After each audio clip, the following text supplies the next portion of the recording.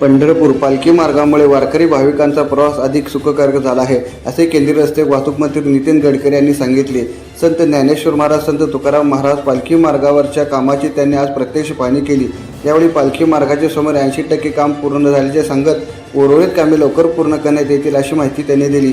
वारकरी भाविकांसाठी स्वतंत्र रस्ता तयार करण्यात आल्याने पंढरपूरकडे जाणारी यात्रा अधिक सुरक्षित आणि सोयीस्कर झाल्याचेही गडकरी यांनी नमूद केले। दरम्यान गडकरी यांनी बसने प्रवास करत महामार्गाची पाहणी केली आणि इंधन बचतीचा संदेश देत आपल्या ताफ्यातील वाहनांची संख्या कमी करण्यास सूचना दिल्या। पालखी मार्गाची पाहणी पूर्ण केल्यानंतर केंद्रीय मंत्री गडकरी यांनी श्री विठ्ठल रुक्मिणी मातेचे दर्शन घेतले। पालखी मार्गाच्या निरीक्षणाकरता आलो आहे। माझ्या आईने मृत्यूपूर्वी पंढरपूर आणि गाणगापूरच्या दर्शनाला आली होती, तेव्हा तिने मरण्यापूर्वी मला सांगितलं होतं की गाणगापूरचा त्यावेळेचा रस्ता फारच खराब होता, माझी पाठ खिळखिळी झालेली म्हणे। जर तुला कधी संधी मिळाली तर हे तुळजापूर, पंढरपूर, अक्कलकोट हे सगळे रस्ते चांगले कर।